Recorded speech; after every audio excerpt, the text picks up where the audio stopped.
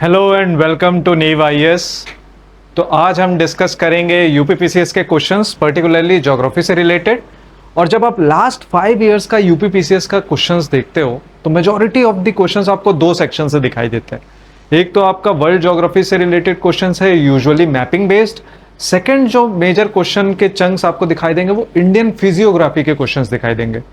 तो हमने क्या किया है कि हमने ज्योग्राफी के क्वेश्चंस को सेक्शन वाइज डिवाइड कर दिया कि जहां से मेजर क्वेश्चंस आ रहे हैं थीम वाइज आप उसको देख सकते हो। जैसे कि वर्ल्ड ज्योग्राफी हो गया, उसमें आप माउंटेन्स भी देखेंगे, फिजियोग्राफिक यूनिट्स लाइक डेजर्ट्स, ये सारे सेक्शन हो गए। फिर इकोनॉमिक रिसोर्सेज से रिलेटेड अगर कोई क्वेश्चन आ रहा है, सपोज ट्राइब से रिलेटेड क्वेश्चन आ रहा है, ह्यूमन हैबिटेशन से रिलेटेड क्वेश्चन आ रहा है, तो वो सारे के सारे क्वेश्चन हम डील करेंगे वर्ल्ड ज्योग्राफी में। सिमिलरली इंडियन फिजियोग्राफी में इंडियन फिजियोग्राफिक यूनिट्स को हम देखेंगे, different different units like Himalayas हो गया, आपका रिवर्स हो गया, प्लेन्स हो गया, डेक्कन प्लेट्यू हो गया, इस टाइप का डेजर्ट हो गया, ये सारे के सारे यूनिट्स देखेंगे।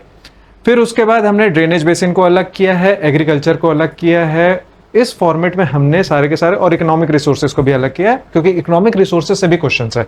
आप मिनरल रिसोर्सेज के क्वेश्चंस भी देखते हो, एनर्जी रिसोर्सेज के क्वेश्चंस भी देखते हो, सबको क्लब करते हैं और इनमें थोड़ा सा यूपी बेस्ड क्वेश्चंस भी आपको दिखाई देगा कुछ सेक्शंस में, particularly current affairs based section में यूपी बेस्ड क्वेश्चंस भी दिखाई देते हैं। तो इन सारे के सारे चीजों को हम डिस्कस करेंगे। First we will start with the world geography. और वर्ल्ड ज्योग्राफी में अगर हम पहला ही क्वेश्चन देखते हैं 2025 का, अगर हम क्वेश्चन देखने जाते हैं, so the first question is related to given below are two statements, one is labelled as, so ये असर्शन रीजनिंग बेस्ड क्वेश्चन है। और कभी भी अगर आप असर्शन रीजनिंग बेस्ड क्वेश्चन देखते हो तो उसको सॉल्व करने का एक तरीका होता है। यूजुअली क्या होता है कि हमें दोनों स्टेटमेंट सही लगते हैं और उसको एक्सप्लेनेशन भी सही लगने लगता है।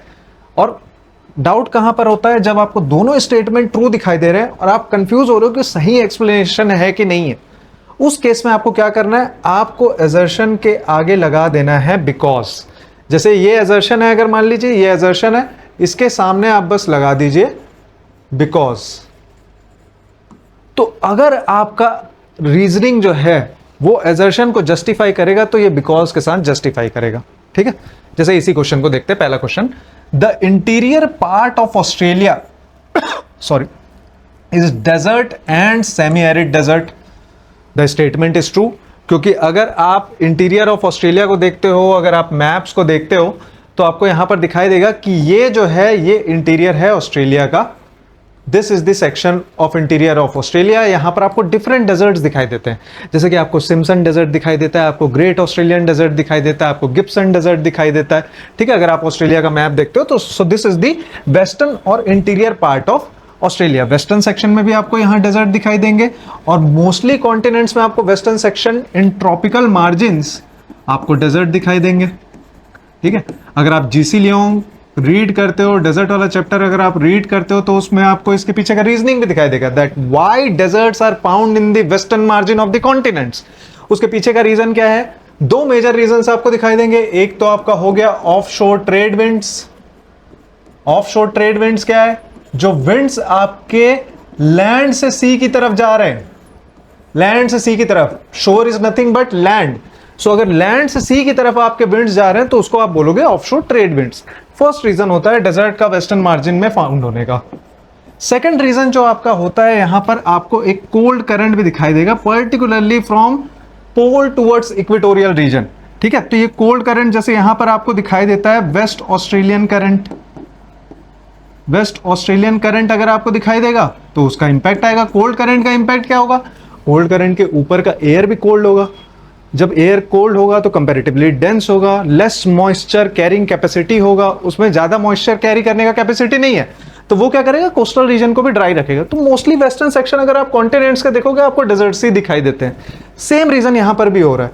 ठीक है, सिमिलर रीजन आपको यहां पर दिखाई दे रहा है। तो जब आप इस रीजन को देखते हो, फर्स्ट स्टेटमेंट आपका सही दिखाई दे रहा है कि interior part of Australia is desert and semi arid.